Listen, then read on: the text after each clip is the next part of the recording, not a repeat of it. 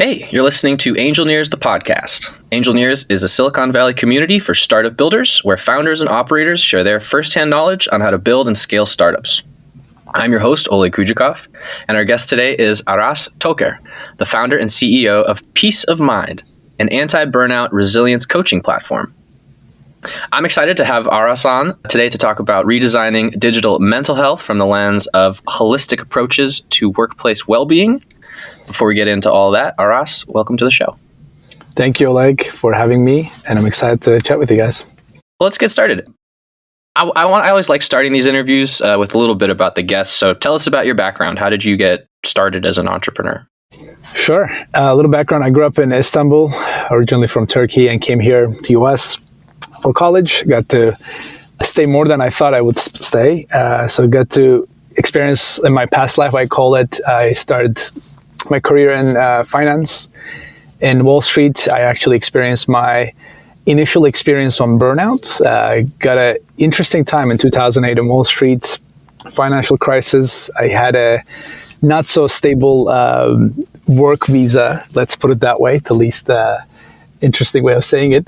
But yeah, all kind of a perfect storm to get it in a burnout kind of emotions, and which then led to a chronic disease. Actually, I had to deal with a chronic disease called Crohn's disease for about a decade, multiple surgeries. But the reason I bring that up is actually that led me to peek around the idea about what solutions there could be, and I tried my own body, for example, to actually kind of overcome some of the challenges, did a lot of lifestyle changes to improve my health, both mental and physical.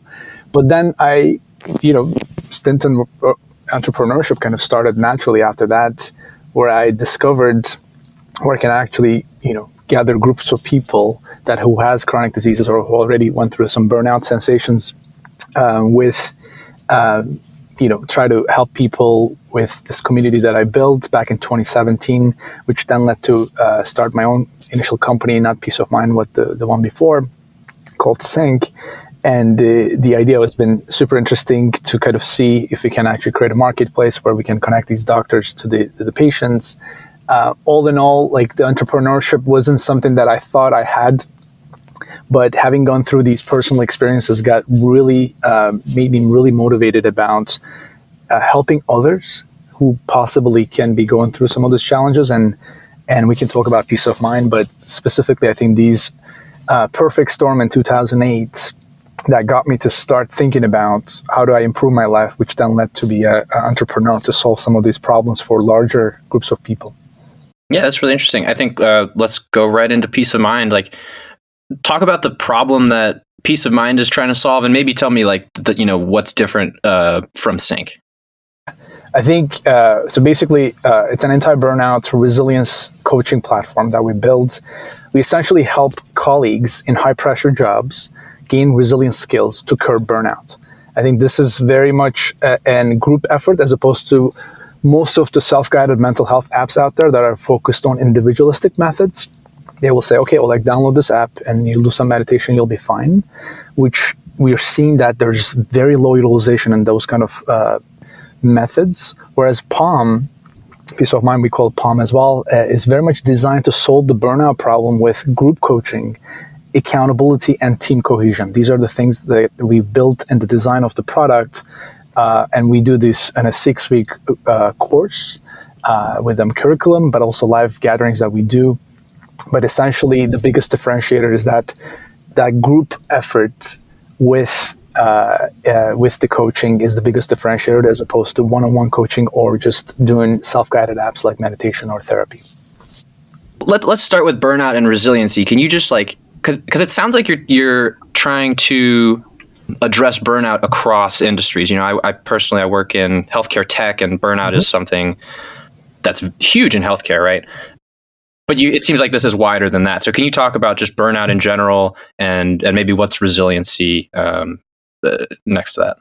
Absolutely. So I think burnout has been an interesting experience. Like I think from the personal experience, what I went through, you could consider that maybe, it's a one-off and not everybody goes through burnout. But we've done some research, especially did a lot of interviews with, at the onset of our start of Peace of Mind, like talking to HR leaders, founders, how they experience stress and how is that manifesting.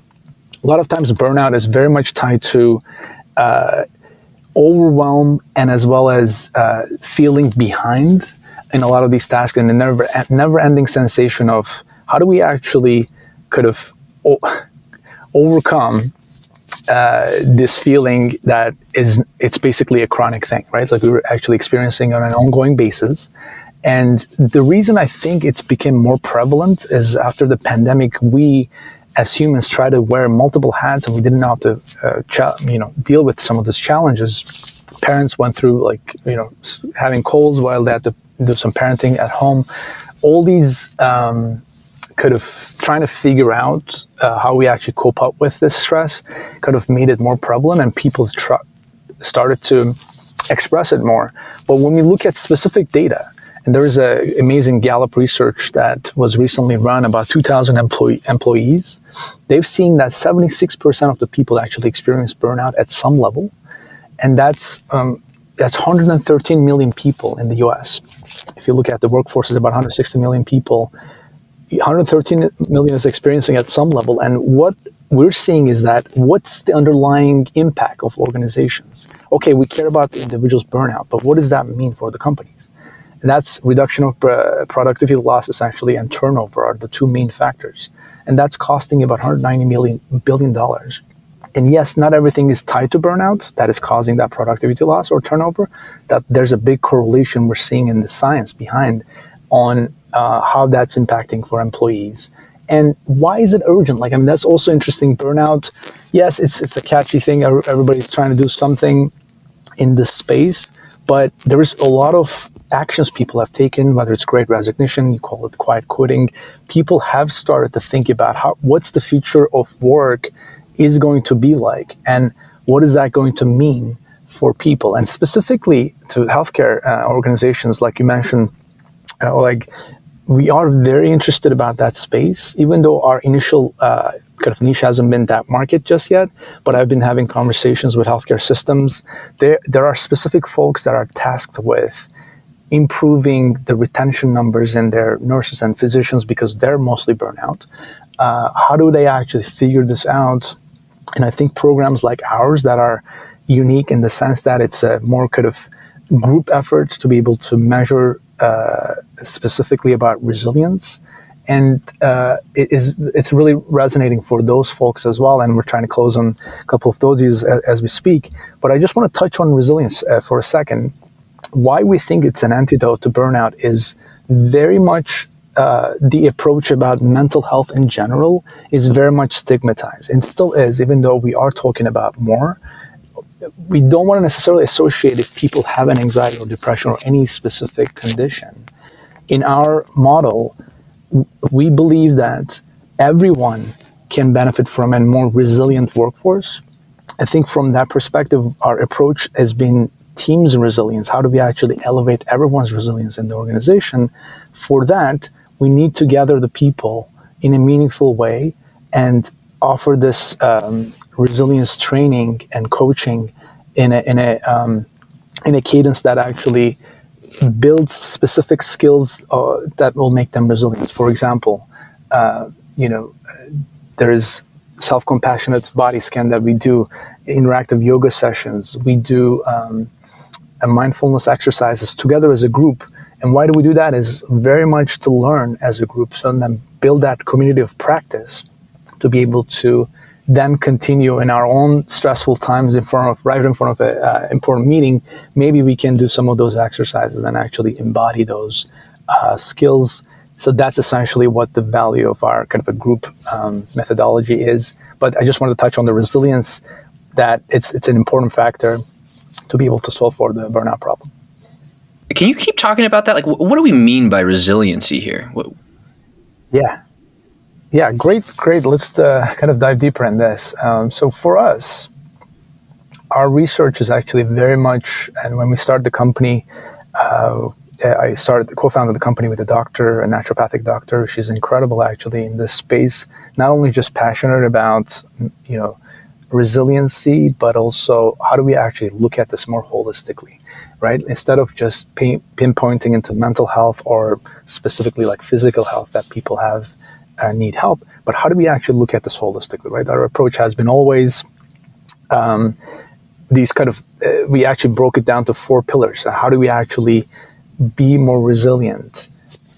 And looking at those 4 pillars are very much about movement of the body.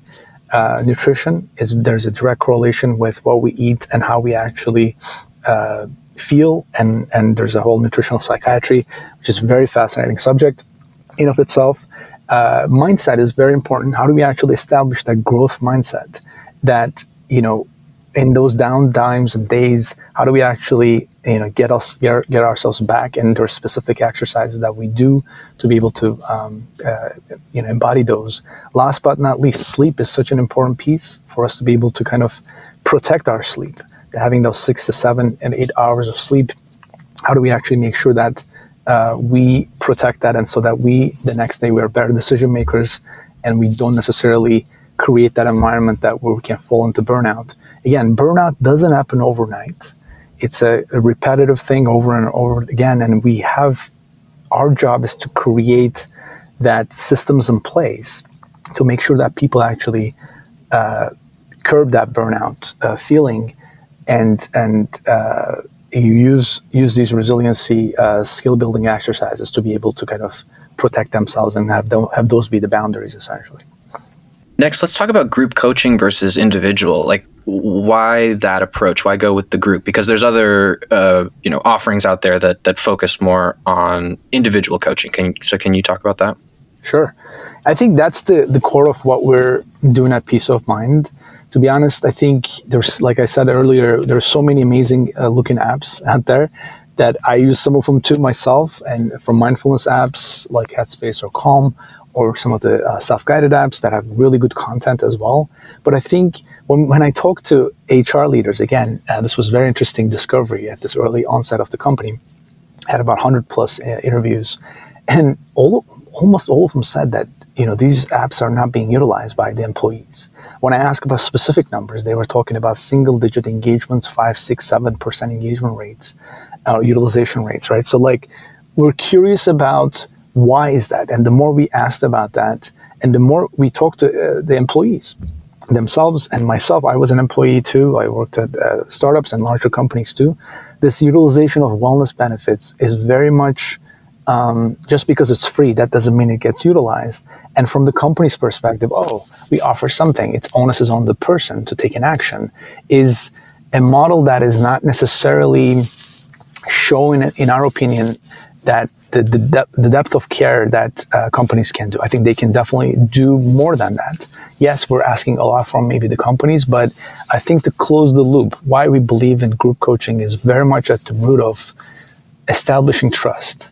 And I think when we establish trust through this health and wellness coach, that very much a nationally board certified individual that we handpick, very tedious process of selecting our health coaches, and what their job is very much probing these questions to that small groups of 8 to 10 people and their colleagues. They have context amongst like how they work, but what we bring is out of work context in those conversations, and we get to learn about each other a little bit more, and maybe create a space for people to open up if they're interested. And it's not a venting session, this is not a therapy, but if we create that space for them to be able to do that too. At the root of it, just to answer that question, and it's such a rudimentary thing that that sense of belonging and trust is being established on these weekly calls in a 6-week program, that at the end, when we ask people at week 5, week 6, or at the end, we do surveys about why people actually did show up on week 5 or week 6 continuously. And they said that they get to learn a little bit more about their colleagues and get the sense that some of them are actually committing to some of these behavior changes that we kind of bring on within the program, whether it's mindfulness exercises or meditation or whatnot. The fact that other ones are doing it created a group accountability that also leads into a more cohesive environment whether they work actually on the same team, let's say they're on the same sales team, or cross-functionally they interact, it just created that deeper level of connection, which specifically for remote teams, I want to underline this is such a huge kind of an early discovery that for us, remote and hybrid teams have been utilizing our product a lot more than just kind of full-on, in-office folks. The reason being that they are lacking that social connection, that it came up from the interviews as well as some of the the surveys that we've done afterwards, the participants, and that created that again. That I want to show up on those weekly calls because all of a sudden, it's not just something that companies pushing me to do. I actually want to join these. I'm getting the benefits of feeling more resilient, getting some tactics, some small nuggets of ways to get myself more resilient so that I don't burn out. But also I get to learn and interact with my teammates, and that I would have not done in a regular team meeting. So these are kind of interesting ways that why we chose group coaching versus the individual effort that almost 95% of the market is very much using those, whether it's individual coaching or individual therapy or things like that, and just leaves the person who is going through the burnout in a very difficult phase, because they have to then take in a new action to change a behavior that is difficult to do to begin with. But in that mindset of overwhelm and stress and burnout, you're most likely not going to take an action, which the reason why some of those apps are not being utilized. I do think the self-guided apps, there's a lot of value there, but it's interesting to hear that they're not being utilized. Mm-hmm. And we talked to a lot of different companies too. I mean, first, I didn't want to be myopic about this. I just looking at specific data, it's favoring my hypothesis, let me take that. We talked to a lot of different organizations too. And when we ask okay, why are you still keeping them, right? That's a valid question. Well, they're saying that the alternatives are, specifically, let's look at the mental health space, employee assistance programs, those 1-800 numbers that people don't tend to call, are very much utilized by 1 or 2% of the population, right? So then if you come in as a meditation app and you're showing 5-6%, you are 3x EAP. So then you look better. But then in general, in all honesty, when we talk to people, it's subpar performance, but then it's better than the alternative, and there's nothing really at a scalable level. There's nothing that is highly utilized, and that's the general industry problem, in my opinion. But I think the solution, it has to be with people, with humans, that we can actually do this collectively, as opposed to individualistically. So I think that's, again, a hypothesis that has some validation with some of the customers that we brought on, and I want to obviously scale that to a larger way, but that's a differentiator factor for Palm. Definitely, and it definitely sounds like that is kind of the gap that you're trying to address in the mental health market right now. Yep. Can you talk more about resiliency? I know we already talked about resiliency, but when it comes to addressing burnout as a problem, why build resiliency versus treat it? Can you speak to that idea? Mm-hmm. Yeah, building resiliency is essentially more of a habit. When we talk about these kind of guardrails or boundaries that we talk about to protect ourselves from burnout, well, we have to have a substance. And what does that mean? Because it may sound vague, okay, resiliency, what's that? Well, there are specific exercises that will make a person more resilient. And resiliency is very much tied with controlling your stress level, right? So a little bit of stress is actually healthy. If you don't have any stress in our lives, we will be bored and there's no stimulation. And same goes for animals too. We have to have a healthy levels of stress. But when it comes troublesome is when we have an overwhelming amount of stress that is off the charts, and we don't have a way to kind of push the brake button, if you will. It's the gas pedal is always on. And this goes I go to the level of, even if you like what you're doing, if you're enjoying the work, that doesn't mean you will not get burned out. This is not about just, it's almost about the physical capacity to be able to kind of And we in our workshops, we always talk about the deposits, the energy deposits that we have to do to keep us more resilient and to avoid burnout. So it's almost like a bank account thing. If you think about that analogy, that we've been actually withdrawing a lot, all these triggers that we have at work, there's a lot of demands, and then we try to deal with other stuff that are stressors in our life, whether it's kids or whatnot. And when we're dealing with that, are we doing enough energy deposits to actually kind of get our balance, checking balance, to balance that, right? So we don't. And that's what I think we need these exercises to kind of intervene here. That's why it matters to protect the sleep, so that we at night, regenerate and rest our bodies to be able to kind of get that energy back. I think it all ties together, and that's why the holistic approach is, I think, a big factor here that we're taking as the core of Palm experience, because it's not just mental health. It's not just doing mental exercises or mindfulness exercises, although that's really powerful too. But in of itself, mindfulness exercise is not going to prevent burnout, right? When we have to look at it holistically, and when we have to actually embody some of these experiences, then a person will become more resilient. And I think in our definition, like, very much resiliency is that person that actually embodies these habit-forming changes, that they've done it on an ongoing basis, and now they feel like they know they want to stay in that state of mind and on state of being, so that, and it's not like you're resilient, you're done rest of your life. It's not like riding a bike, right? So you have to exercise. You have to keep practicing these. And I think at the core of it, at what we're trying to achieve by Palm is to give them a glimpse of that in that 6-week program. And after that, we actually continue our, whether it's bi-monthly coaching or monthly coaching with the same group. If they want, we can continue that with the coach, so that we can practice these skills and get specifically to an area that they may be interested in, say mindfulness, they want to kind of double down on that. We can continue, get more personalized coaching, group coaching on those particular topics. But yeah, I think I love that you're digging in with me with this, a resiliency concept, but it's a very interesting body of work that I've been researching, but also I've experienced it myself. Coming back to the personal story, I mean, I've used all the medicine to kind of overcome, or at least deal with the Crohn's disease and all the complications that it brought in my life. But how I got out of it, and I'm proud to say that I reversed the condition, is I don't have any symptoms right now, is the lifestyle changes that I've done and in an ongoing way.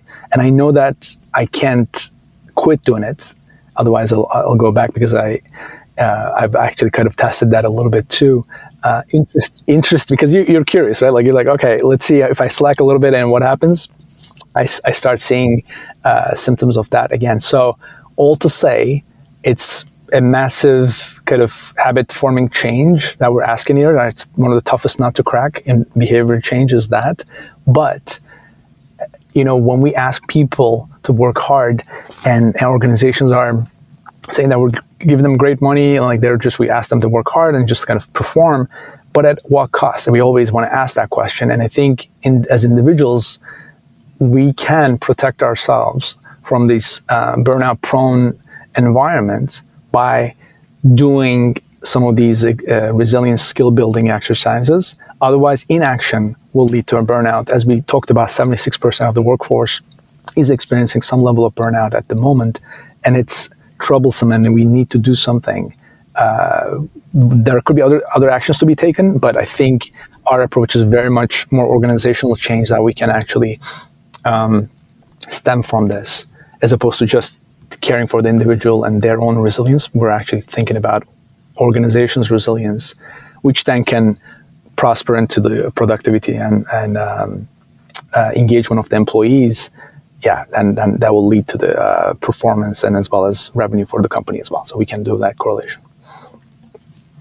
Yeah, I like how you're connecting the performance of the company, the organization, and then the performance of the individuals in the organization. They do kind of like go hand in hand, right? So It's kind of interesting to look at it from that perspective.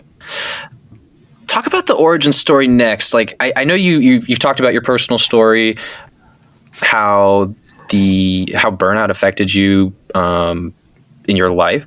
Was that? Tell me more about like what led to starting Peace of Mind. Was it dealing with that challenge, or you mentioned doing lots of research? Did you have a moment where you had an aha and said, this is a company? Like how did that start?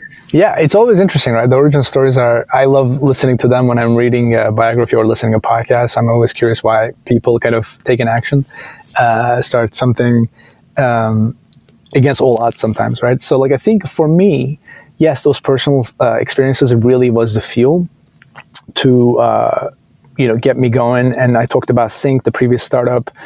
We try to like test out, see if we can actually connect these chronically ill patients with doctors that are more kind of the kind of holistic and more functional medicine space. And yeah, the business model didn't work because it was only affluent people were able to afford this. Insurance didn't cover these. That from that perspective, there was no product market fit.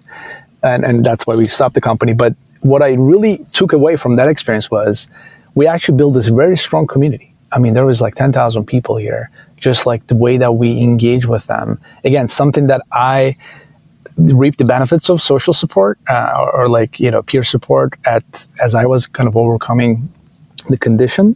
But I wanted to build that for people as well. What I realized in that is that people actually wanted to be heard and wanted to be nudged a little bit to change their behaviors. And then coming back to that accountability factor, when we actually did match people with others or small groups, they were actually engaged a lot more. They were actually doing some of the exercises that we were prompting them to.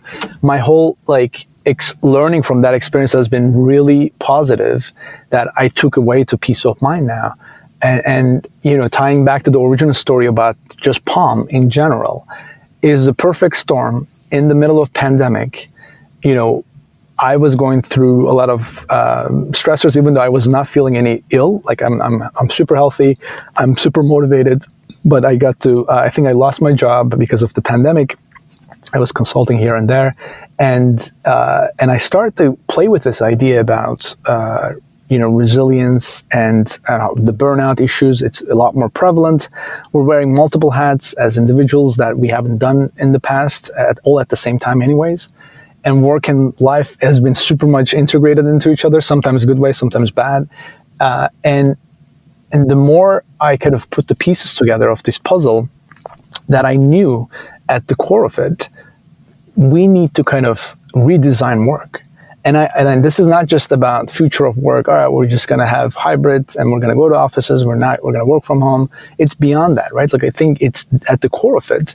What got me that aha moment was, okay, yes, we can help people individually get better, create those boundaries. But can we do more? Can this be a catalyst? And I'm not going to change the cultures of organizations by ourselves, right? It'll be a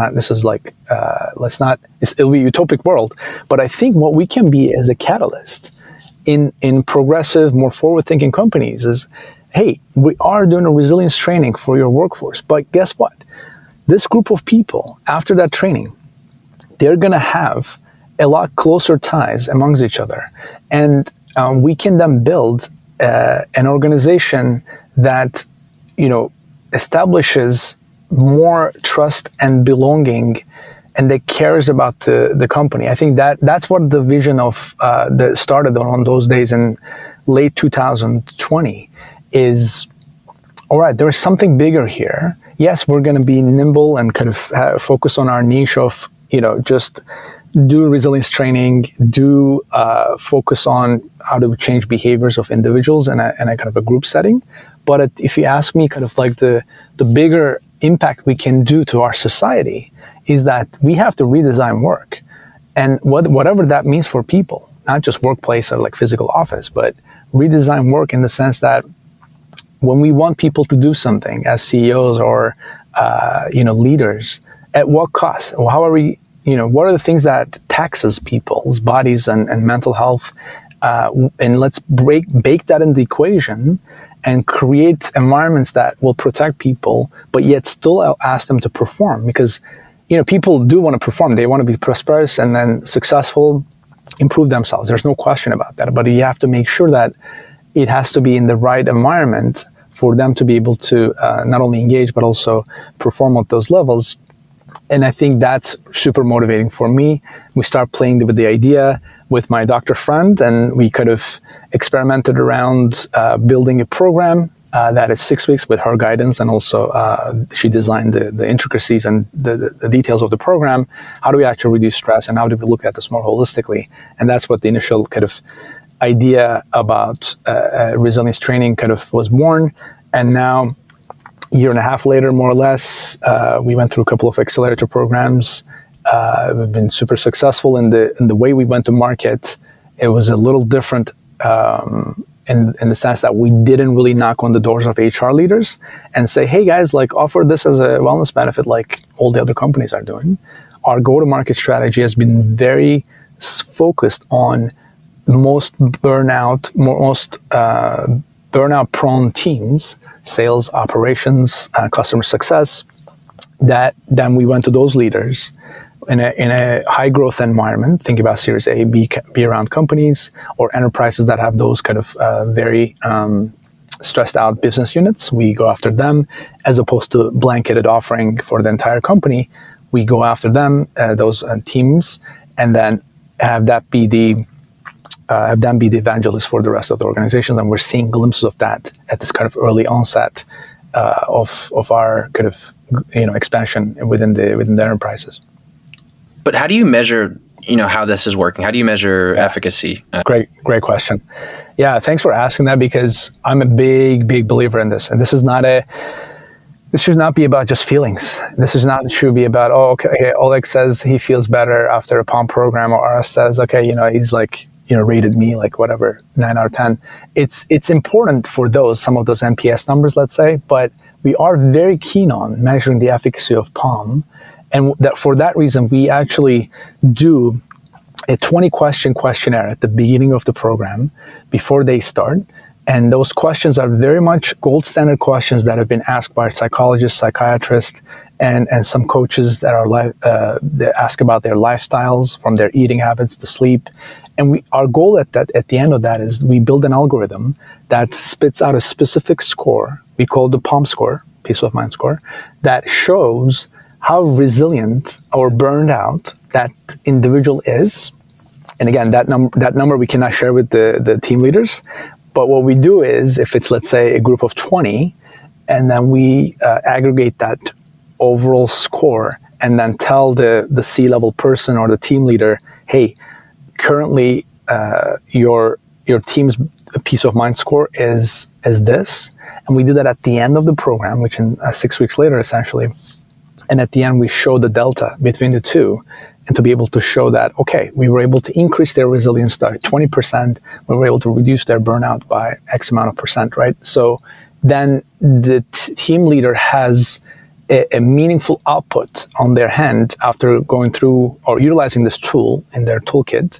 They were able to kind of then figure out, not just be able to measure, but also do an impact of their team's overall resilience. I think that's something that we built in our overall product experience, is that keen on exploring how efficacious this program is.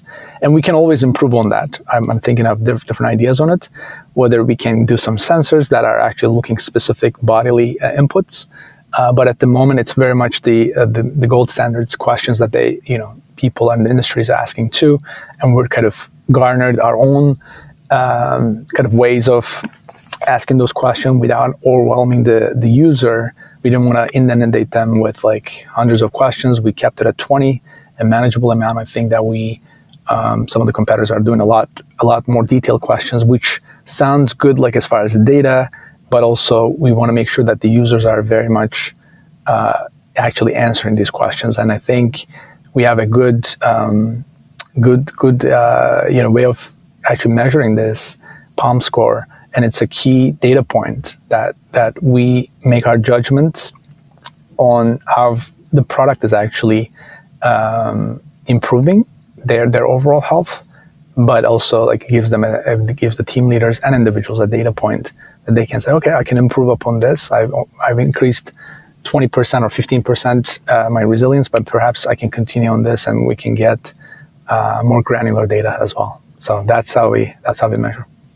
Next, I want to kind of combine two. So the next question is like about timing. Why is now the right timing for your company? I also want to mention from earlier, we kind of said the tailwinds of the stay-at-home era seem to be getting less strong these days. If you look at, Zoom or Peloton stocks, those are going down. So what does that mean for your company? And talk about timing. Why is now the right time for this technology?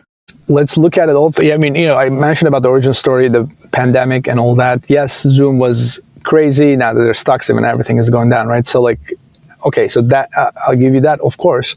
But also, if the goal is very much about, understanding why are we staying home and why are we coming back to the office? And if you're redesigning work, at that moment, we really have to ask about why we should actually do live gatherings, whether it's online or in person. I think that's the key step here, that I don't think people are going to say, oh, I don't want to do Zoom meetings anymore, or Zoom. There's a Zoom fatigue, which I agree, that's the thing, but the context matters. And when we call our live gatherings, we call it the unwind hour. Essentially, the company is giving that hour back to the employee to unwind together. And that's essentially the message that we want the C-level folks to be able to portray and also share with their teams. And if that's the context is different, I think whether it's experienced online or in person, which we're very keen on doing half-day retreats that we can come into the office with our coach, we can actually run our pump program lessons in a meaningful way, and we can tie it around other kind of wellness or well-being related workshops. So that way we can actually make a bigger impact. Again, that could be a reason to show up in the office too, as we're redesigning this. Why people show up in the office? If you're going to be on a Zoom call every day, all day, what's the point of in-person, show-ups, right? So I think we have to design this in a way that it makes sense. So on Tuesdays, we're going to do, certain exercises that will actually make those individuals not necessarily just like, oh, I showed up to office, we did some exercises, but actually get them to feel closer. I think that's why it's important. Now, the second question that you mentioned about the timing, why now? I mean, I don't think there's any better time. I honestly don't think so, because yes, pandemic made it a lot more prevalent and people are somewhat destigmatized, even though I still believe that there's a lot of stigma around mental health. But when it comes to burnout, they started to talk about it a lot more openly. But there is this thing, we cannot... whether we believe it or not, there is a great resignation. I know market is difficult right now. A lot of people are losing their jobs.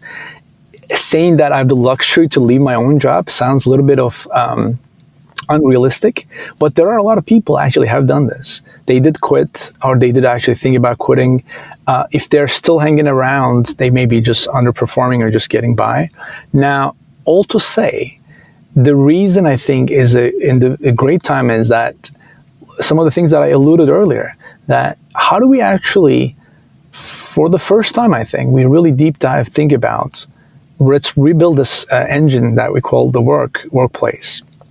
And what's the output going to be that is most efficient? I think this is the time we do that, as we still try to figure out the hybrid model of remote, in-person, mandate them, not mandate them, and in the kind of, in this realm of figuring it out, I think we can interject ourselves as not just a resilience training platform. I think we could be a lot more than that. We want to be playing in the cultural change in organizations.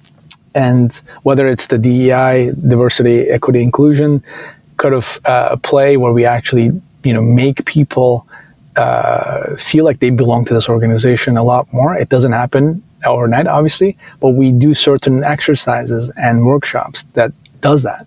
And I think those are the reasons why we believe that timing is incredibly right now.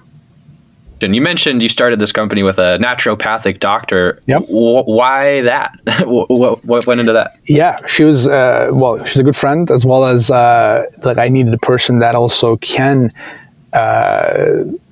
clinically, she's an expert and in mental health too, as well as the naturopathic science. So like, I think from that perspective, one thing to have a personal experience to kind of go through, the other is to be able to actually have evidence-based content to be able to convey to people that there's a curriculum, and then that's what she was able to design and build, that content. Now, she's been a super busy person. She has her own patients as well as she does research. So she's actually more of a took a backstage right now, backseat, if you will. But at the same time, we build this team with coaches that very much at the core of the product, because we want to protect that human element. This is not just going to be with chatbots and kind of robots and things like that to be able to run. If you're going deep down onto like behavior changes, we need that human touch. And I think that group coaching element will stay.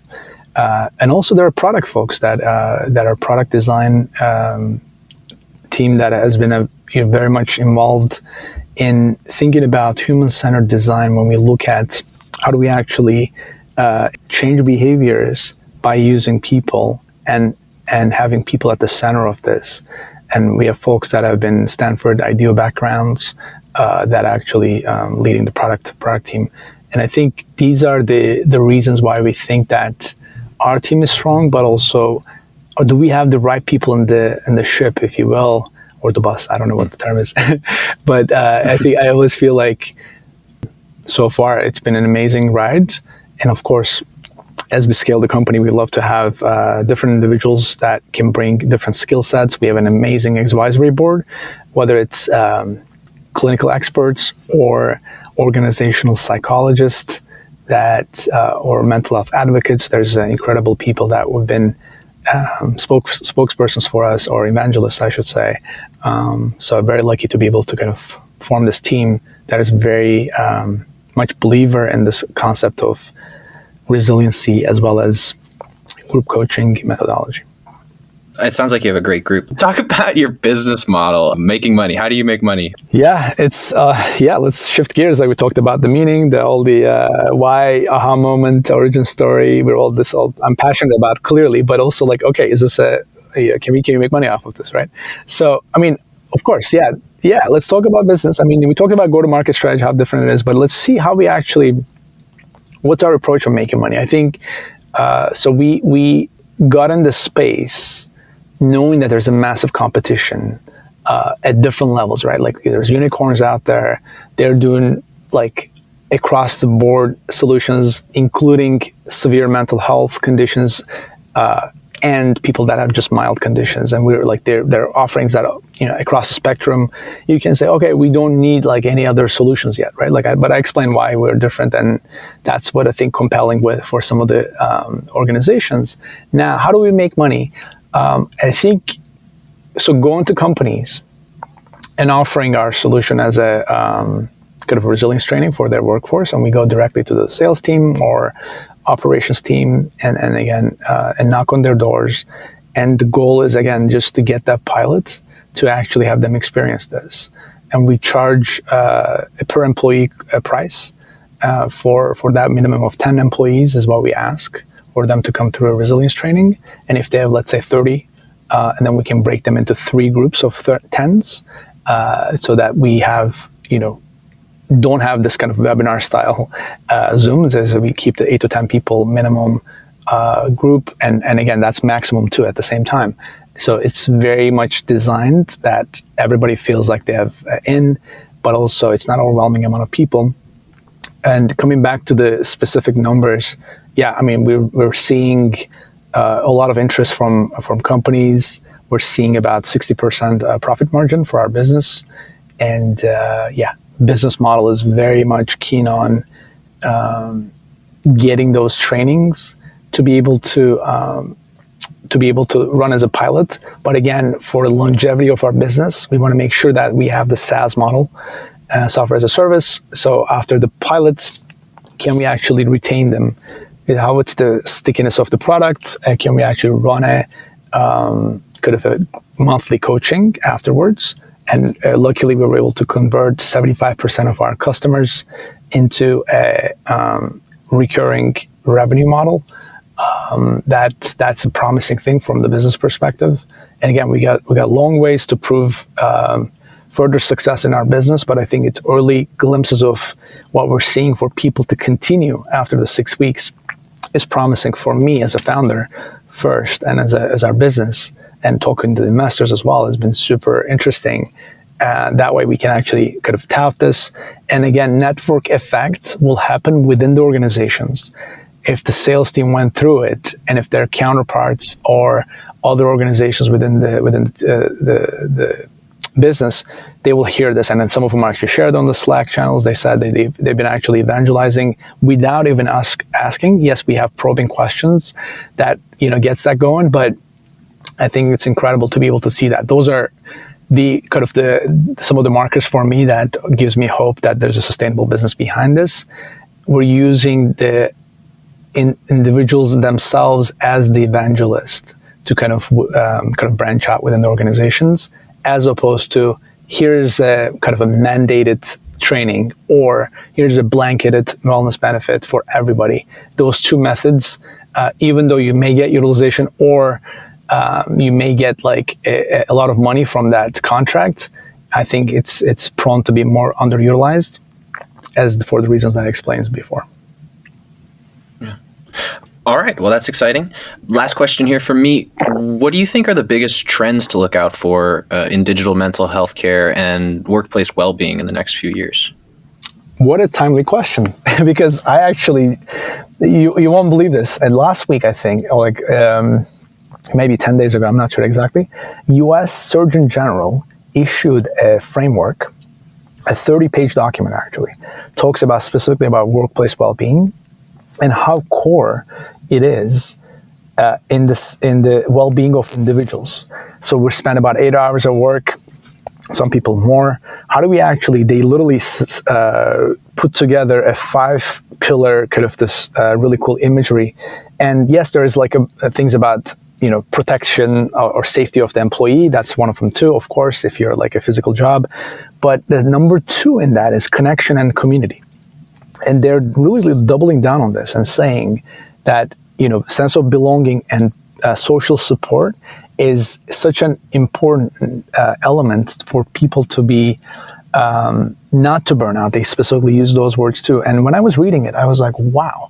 And I'm not surprised that it's the case, but the Surgeon General saying this, that we have to prioritize workplace well-being is such an important milestone, because we went through a pandemic, and in the commentary, he's actually specifically saying this is the right time at the outset of a pandemic. Yet it's not really completely over, but we kind of managed to learn how to live with it. How do we actually talk about, prioritizing workplace well-being with these elements of community and connection, why the work matters of the people that do it, and how do we actually healthy ways of integrating work and life. And these are all at the core of this kind of 30-page framework and guidance. And to me, there is no other, there's a lot of other trends that I'm seeing, but that was like, wow. And I loved to obviously reference that in a podcast like this, but in different ways, it is kind of becoming kind of the North Star, and essentially that I'm super aligned with that. Even like 2 years ago when I was having that aha moment that we need to redesign work, I think implementations like this, guidances like this have been, fueling that overall ambition. And that's what I'm, I think, super pumped up right now about this space that is ripe and also needs to change. And we all know it, as exciting as it is, like, okay, we can improve people's lives, and digital health is, interesting, but yet we need to figure out ways to actually engage this product. And I think one of the biggest thing that we can do in the healthcare space is digital health specifically is showing that utilization numbers, showing that engagement of the people, that they actually shows that they care about this. And I know it's difficult because people are, don't tend to really care about their well-being as much unless they're kind of put in this kind of container, let's call it, and that they actually see others, even though intuitively they should, right? Like they care about their health, but they don't necessarily prioritize.